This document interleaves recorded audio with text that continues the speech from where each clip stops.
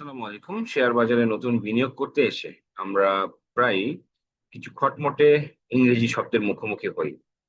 যেমন পিই ratio, EPS বা NAV. এই শব্দগুলোর সঠিক অর্থ না জানায় অনেকে ভুল শেয়ারে বিনিয়োগ করে বসেন। এই মৌলিক বিষয়গুলো জানলে বিনিয়োগকারীর ঝুঁকি অর্ধেক কমিয়ে আনা সম্ভব। আজ আমি পানির মতো সহজ উদাহরণের মাধ্যমে শেয়ার বাজারের ৯টি গুরুত্বপূর্ণ শব্দ আপনাদেরকে বুঝিয়ে দেব, যেন আপনি নিজেই নিজের বিনিয়োগের সিদ্ধান্ত নিতে পারেন। প্রথম শব্দ হচ্ছে ইপিএস। প্রথমে আসি, ইপিএস এর মানে কি? ইপিএস হচ্ছে আর্নিং পার শেয়ার। সহজ কথায়, কোম্পানি একটি শেয়ারের বিপরীতে সারা বছরে কত টাকা লাভ করেছে সেটাই হলো ইপিএস। যেমন ধরুন, স্কয়ার ফার্মা বছরে ১০০ টাকা লাভ করলো এবং তাদের মোট শেয়ার আছে ১০টি। তাহলে প্রতিটি শেয়ারের বিপরীতে লাভ বা ইপিএস হলো ১০ টাকা। ইপিএস যত বাড়বে, কোম্পানি তত শক্তিশালী।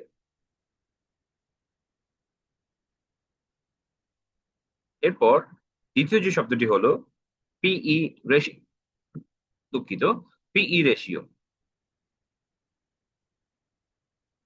১ টাকা লাভ করার জন্য আপনি কোম্পানিকে কত টাকা দিতে রাজি আছেন, এটাই হলো পিই। ধরুন, একটি শেয়ারের দাম ১৫০ টাকা এবং ইপিএস ১০ টাকা।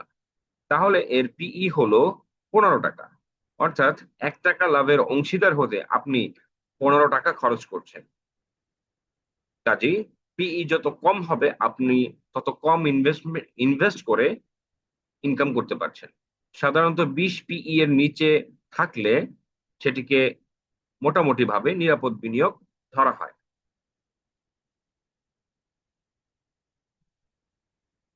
এরপর আমরা যে শব্দটি নিয়ে আলোচনা করব সেটি হচ্ছে ফেস ভ্যালু এবং এনএভি।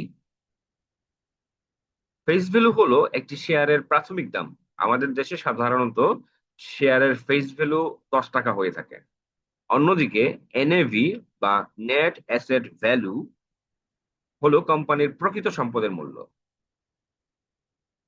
যেখানে কোম্পানির সব জমি, ফ্যাক্টরি, নগদ টাকা থেকে তাদের সমস্ত ঋণ বাদ দিলে একটি শেয়ারের বিপরীতে যা থাকে সেটাই হলো এনএভি। যেমন গ্রামীণ ফোনের ফেস ভ্যালু ১০ টাকা হলেও এর এনএভি বা নেট অ্যাসেট ভ্যালু অনেক বেশি, কারণ তাদের বিশাল সম্পদ রয়েছে।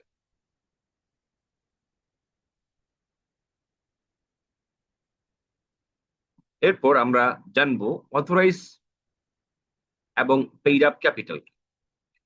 কোম্পানির মূলধন বলতে দুইটি শব্দ জানা জরুরি। অথরাইজড ক্যাপিটাল,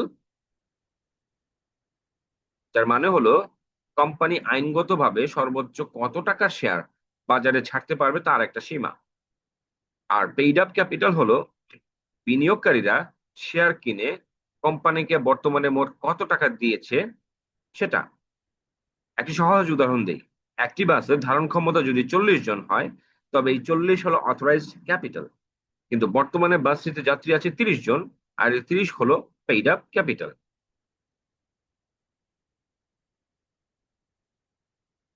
এরপরে আমরা জানবো রেকর্ড ডেট।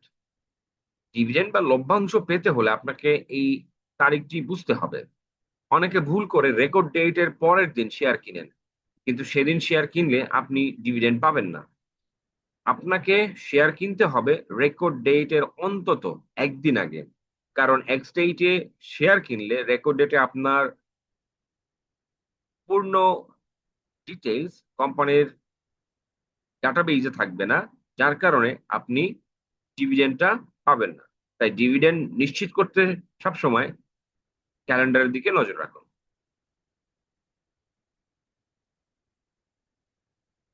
এরপর আমরা জানবো এজিএম এবং ইজিএম কি।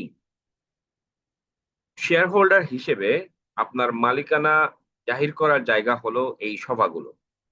এজিএম মানে অ্যানুয়াল জেনারেল মিটিং হলো বছরের সেই বড় সভা যেখানে ডিভিডেন্ড অনুমোদিত হয় এবং শেয়ার হোল্ডাররা কোম্পানির পারফরমেন্স নিয়ে কথা বলেন।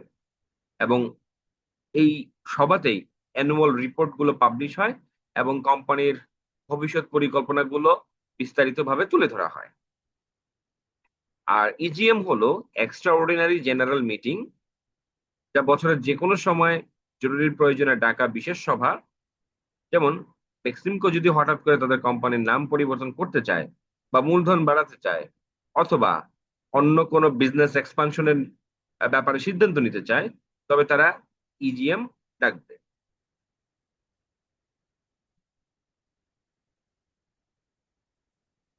সর্বশেষ, শেয়ার বাজারের এই ভাষাগুলো বুঝতে পারাটাই সফল বিনিয়োগের প্রথম ধাপ। আপনি যখন এই শব্দগুলোর মানে জানবেন, তখন আপনাকে কেউ আর ভুল পথে পরিচালিত করতে পারবে না। আমার এই দীর্ঘ পথ চলায় আমি যা শিখেছি তা আমি হাতে কলমে শিখিয়ে থাকি আমার লার্ন অ্যান্ড আর্ন মেন্টরশিপ কোর্সে। আপনার বিনিয়োগ হোক জ্ঞানভিত্তিক এবং লজিক্যাল। বিস্তারিত জানতে স্ক্রিনে দেওয়া হোয়াটসঅ্যাপ নম্বরে যোগাযোগ করুন। দেখা হবে পরবর্তী ভিডিওতে। ধন্যবাদ সবাইকে।